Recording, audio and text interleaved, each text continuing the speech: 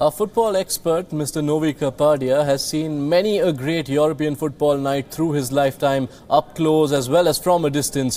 When I spoke to him this morning, he told me this was the most sensational semi-final of a Champions League he'd ever seen. Novy Kapadia, that's quite a big statement, but we just went through the highlights of that game. You see why you say what you say. It's champagne football all the way, and so dramatic.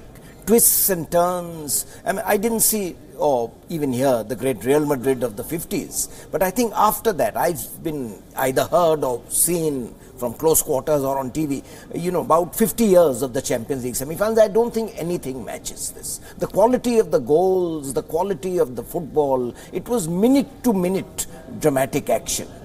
And you'd look at the numbers which are appearing on our screen as we speak, and that's where you have to give a little greater credit to Liverpool. This wasn't a game where they were allowed to run riot by an opposition which just sat there to be exploited. AS Roma dominated 30 minutes of this game, the first 20 and the back 10, yet in the middle 60, Liverpool, despite being pressurized by an impressive Roma outfit, were completely untouchable. Yes, certainly. I mean, full credit. I think the unsung heroes are Jordan Henderson and James Milner. With the high pressing, the way they started retrieving the ball, and then that quick penetration. I mean, if Sadio Mane had been in goal-scoring form, I mean, this could have been a runaway victory. I mean, this will go down as one of the greatest matches at Anfield. Amongst the all-time great matches, Liverpool beating Inter Milan 3-1. That famous 4-3 win over Borussia Dortmund under Klopp. So, I mean, this will be a match, you tell the grandchildren. Yes, Liverpool recovered their poise, scored goals. They got into a bit of a muddle at the end, which has given Roma hope. And through this match, which you're calling among the greatest, you also saw a man who already in less than one season at Anfield is being hailed as perhaps among the greatest, or right up there with the greatest who have played for the Reds. You're beginning to run out of words for Mohamed Salah and the way he's performing game after game.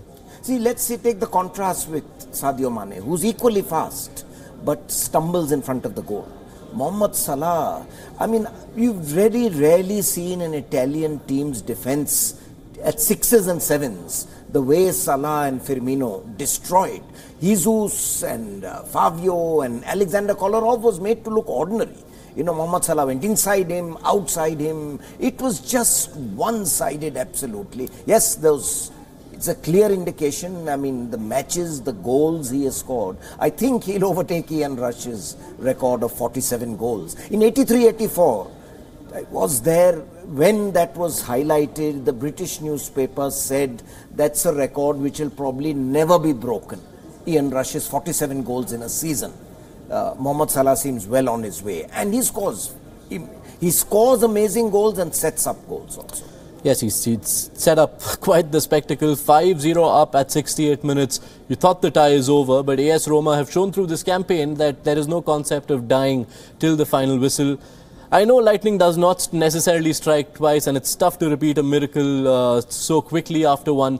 But with those two goals, they find themselves in the same scenario that they did against Barcelona. Is there any scope of another Roman miracle in a week's time? Two things in this. One, credit to Eusebio Di Francesco. At 5-0, most coaches would have said, let's prevent a further debacle, tighten defense. He realized the only hope was, let's score a couple of away goals. So he brought in Perotti, and Maxim attacked more. They had three attackers.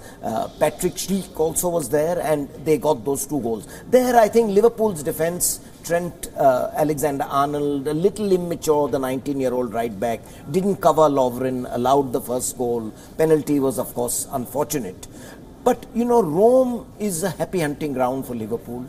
They've won the European Cup twice there, 77 beating Borussia Mönchengladbach, in 84 beating Roma.